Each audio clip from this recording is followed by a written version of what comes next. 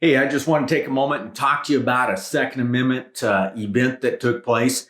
Basically, there was a Florida homeowner that ended up killing two armed intruders, and a third is facing charges for homicide.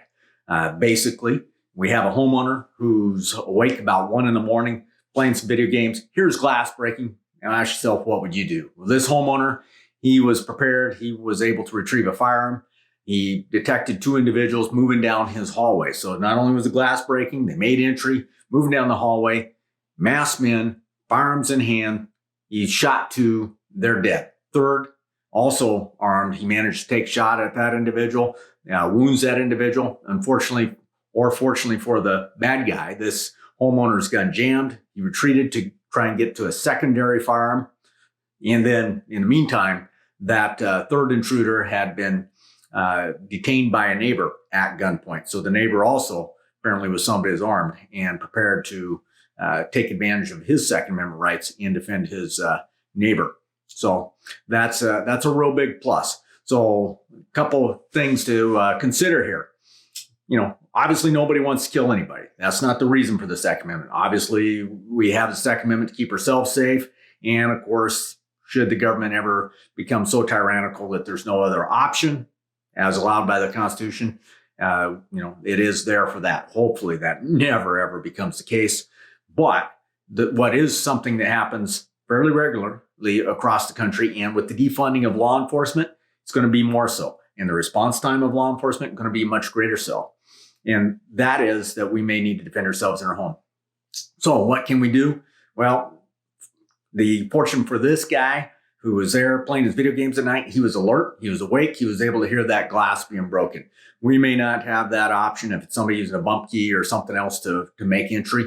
So an alarm system, motion sensors outside, cameras and other things could be helpful if you can afford it, and if that technology can be supported in your particular environment that you live in. Barking dogs also a great tool to have. A lot of folks are going to avoid that. So if we can do anything to keep it from getting to where we have somebody invading our home, working their way to our bedroom suite, and standing over us with a firearm, that's a great thing. Because at that point, we failed in a lot of different ways that we don't even want to begin to find ourselves in. So next thing here, again, this homeowner, not only did he detect it, but he had the tools in place. He already had a firearm. He obviously knew how to use it. And he made some decisions about when it was appropriate to use that force. In this case, he's in his home. He figures there's an issue. Obviously, he's under threat. People don't come to borrow a cup of sugar by breaking through your glass and bringing a firearm and being masked when they come into your residence. So he took appropriate action. He laid those shots out, dropped two of those suspects, and again, winged the third, who is, of course, going to, fortunate for that suspect, have his day in court. And most fortunate, though, is that homeowner will be there to testify. Glad for that. So good on him for being alert. Good on him for taking action to defend himself and having the tools to do so. So next thing to keep in mind that's kind of important. He didn't have one gun. He had at least two. Why do we know that? Well, because when the firearm he was using jammed, don't know the story on it, don't know what the firearm was that he was using at that point in time, but he was on his way to go get a secondary weapon to be able to continue to defend himself. He wasn't certain if the fight was over yet. He didn't know if there was for all he knew, a fourth individual. If there's one, you can assume two. If there's two, there might be three. We used to say that in the law enforcement side when you're doing a search on somebody. If you find one gun, assume there's two. And of course, for that matter, there's always at least one gun if you have one. So, you want to make sure that gun is something that's in your control and you know how to use. Anyway, that's a bit of an interesting event. Again, it's just one great example of why the Second Amendment is so important.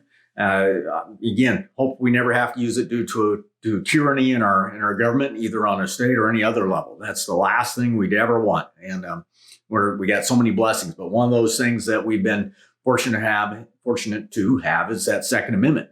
And use it or lose it, some people say. I think if you're a law-abiding citizen, take the time to learn how to use those tools. And but you gotta take time to do it and make those decisions before you have a critical incident like this Florida homeowner did. in that instance. So anyway, food for thought on that. Just one other little caveat. There's been incidents that have occurred in places like Chicago or New York or other places where firearms are basically prohibited from those residents, contrary to their Second Amendment rights.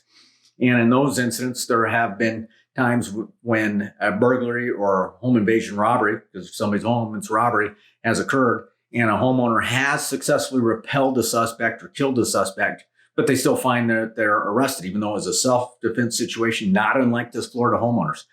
And of course, they get arrested not for defending themselves, which everybody has a right to self-defense. They get arrested simply for having a firearm that is contrary to those local laws, which run contrary and fly in the face of the constitutional rights we have under the Second Amendment. So just keep that in mind, that if you live in a place where you can exercise your Second Amendment rights fully, do so. If you live in an area where you can't, New York, Chicago, work hard to change the politicians, change the law, lobby, get involved politically to make that happen.